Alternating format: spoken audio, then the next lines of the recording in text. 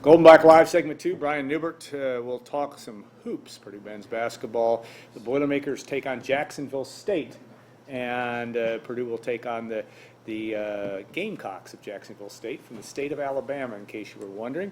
And that'll be tomorrow night, 8 o'clock in Mackey Arena. And Brian, the Boilermakers got back to the winning ways last week against Chicago State. I thought your interview with Matt Painter yesterday, the coach talks about the need for practice time, and that's sometimes a little bit of a rarity that you actually have time to work on your team during the basketball season. But is that a fair way to evaluate the last 2 weeks, at least in terms of maybe a potential for growth of this basketball team, just because they've had some time? Yeah, I think they're still learning what they do well, what they don't do so well, how they have to play, how to play with each other, and I think they got to get the ball inside more. Yeah.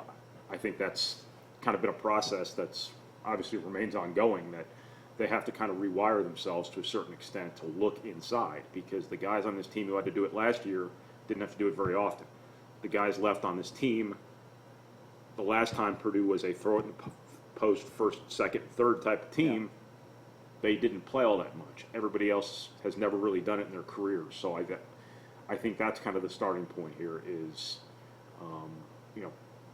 Purdue has to condition itself to play through the post more than it has to this point. But also, I just think there's a lot of little stuff that needs to be cleaned up. Now, you aren't going to simulate against Chicago State or in practice the situations where they've struggled in terms of being able to score on the road or being able to get good possessions to close out a game against a high major opponent.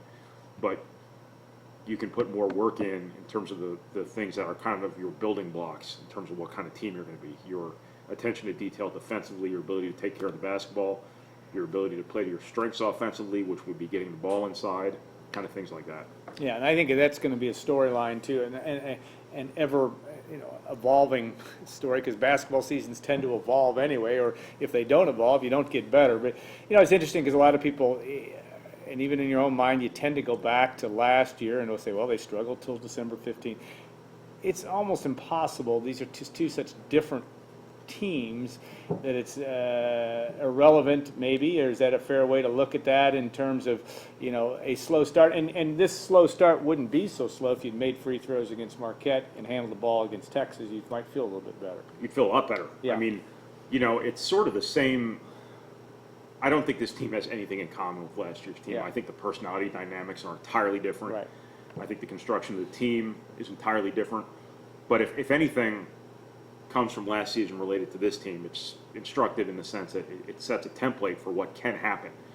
I think last year, even when Purdue was losing, this was kind of the maddening part of it in the moment for Purdue, I'm sure, was that Purdue was good enough to win a lot of those games. Purdue should have won at Florida State. Purdue should have won at Texas, in my opinion. Had a chance against Virginia Tech. Had they guarded anybody against Texas, they would have won that game. They should have won the Florida State game.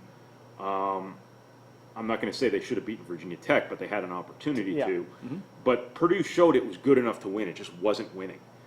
And perhaps, failing in those situations where they would have much preferred to not fail led them to their kind of awakening mid-season that kind of led them to win the Big Ten, ultimately almost go to the Final Four.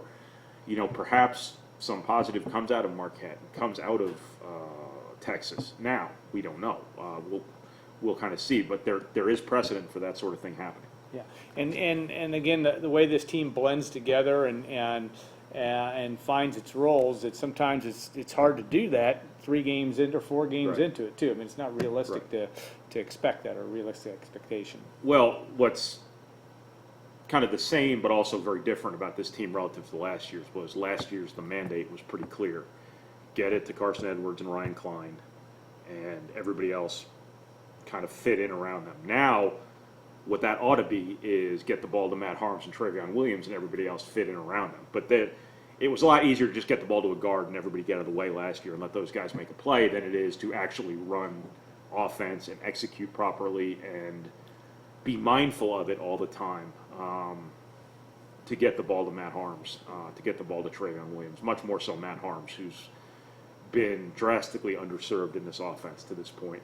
But, you know, if you didn't get the ball to Carson Edwards last year, you were going to hear about it pretty quick, Yeah. or you were going to get a pretty dirty look. Now, with Matt Harms, I don't know, you know, necessarily if the same sort of dynamics are at play. Purdue just has to be mindful of that all the time. They've got to get him the ball, and they've got to play through him and Travion Williams, because that is where the concentration of strength on this team lies. Yeah, and you look at the makeup of this team, and it's important, even though, because November does matter on Selection Sunday. I mean, you want to have some quality wins if you can early on. Not necessarily, we're going to make the assumption that Purdue will get through Jacksonville State, though Jacksonville State will be, from all reports, will be much more competitive than Chicago State was. But how important is it over that next 3 games, when you go to Destin and have a chance to play you'll play 2 quality games down there by almost guaranteed there. And then, of course, Virginia comes calling after that. You look at that 3-game stretch, it's still important. It is important to start building your resume at some point in time as well. Right, but even if, I mean, Purdue didn't beat anybody in non-conference last year. That's true. Still had a pretty decent resume at the end of the day because they were so good in Big Ten, and you get rewarded for just playing in these games. Yeah. That's kind of the nature of the beast now. Is even if you don't win those games, you get benefit from playing against them, for actually testing yourself. Whereas you have a lot of programs out there at Purdue's level who are playing no one, literally no one. They're just racking up empty wins, and attaching a lead balloon to their NCAA tournament resume if they don't go on to have a great season. Purdue, to Purdue's credit, Purdue wants to play these types of schedules. Now in the Big Ten nowadays, obviously, when you're in the Gavitt Games, you get that, you get the Big Ten, you get the Crossroads Classic, you get an exempt event. So a lot of your schedule is built in. But Purdue doesn't have to do a home and home in Texas, you know. This is the schedule Purdue wants, and when you have a schedule like this, you don't, even if you don't win the games, you still get some bump out of it. You would really like to win the games, obviously, especially the road games when you have opportunities to do so, as Purdue has 2 years in a row, on 3 occasions between this year and last year.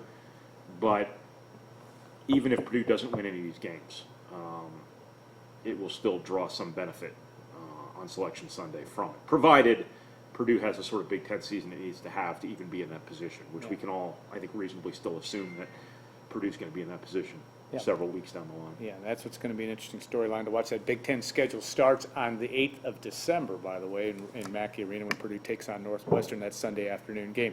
All right, quick comment on Purdue's class of 2020. I know that you talked to the coaches about who's Purdue's getting a talented group that we seem like we've known for a long time. But take us through what your reaction was to what the coaches had to say about this group. Well, I already knew what they were going to say, but I just think this is a breakthrough guard class for Purdue. You know, I think that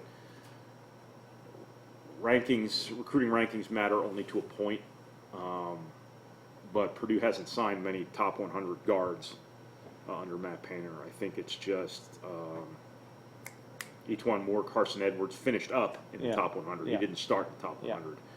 Tyrone Johnson, I believe, was in the top 100. Anthony Johnson fell out, I think. Yeah. But let's not speak of him. Yeah. It's not often Purdue's gotten guards. I mean, these were the 2 guards Purdue wanted, and Ethan Morton and Jaden Ivey. And I know over the years Purdue has gotten killed by the desperate recruiters they're recruiting against, telling guard recruits that all Purdue wants to do is throw the ball inside, which, fine. I mean, that's kind of the way recruiting works. Matt Painter would tell you, and Matt Painter would be right when he tells you this, is that we just play through our best players. If our best players are big guys, we'll throw the ball inside, sure. But if you come to Purdue and you're our best player, look what we did with Etwan Moore, look what we did with Carson Edwards. So I think Ethan Morton and Jaden Ivey as a tandem are a really, really big deal for Purdue. I think Jaden Ivey's a star. I think he's going to be a star at Purdue. And I think Ethan Morton is the quintessential Matt Painter sort of offensive lubricant type of extension of the coaching staff type of player. I don't know if he's ever going to be a star, but I think he's going to be a really, really good offensive player, a really, really good substance guy for Purdue, and just a really good program, sort of foundational kind of guy for Purdue. Zach Edey, the 7'3" big guy Purdue added at the end, worth a shot. You know, he's 7'3", he's played organized basketball for 2.5 years. got some real things going from a physical perspective, moves well, he's big, he's got a little bit of raw skill to him that hasn't been refined yet. You don't need him to come in and play right away. You don't find 7-3 every day. It's worth a shot. If you know, Purdue's got a good reputation for developing big guys. Purdue has a good track record for developing big guys. You don't need him to come in right away. It's worth a shot. Yeah, we're going to find out before long when those guys will be on campus and in Purdue uniforms. All right, we're going to take a 2-minute break and bring in Brad Foltz and Kelsey Dawson. We'll talk sports psychology, and I know it's going to be a learning situation for me. I'm really looking forward to that. Not that being with Brian is always a learning situation, too. I've been trying to squeeze Poison lyrics into everything I've said Have for you the got- last 10 minutes Did you because get of any how of it we introed the show with Did you the get it Bret done? Michaels reference. I did not. How about every rose that has its I've thorn? been waiting for an opportunity to say either every rose has a thorn or every thorn has its rose as a joke, and I haven't gotten it done. I'm profoundly disappointed in myself. All right, we'll work on that for next week. Though Brian we'll be talking to Brian from Florida next week. We won't be in Florida. Brian will be with the men's basketball team. We will do a show next week. So take a short break, and we'll bring in Doctors Foltz and Dawson, and look forward to that discussion on Gold and Black Live.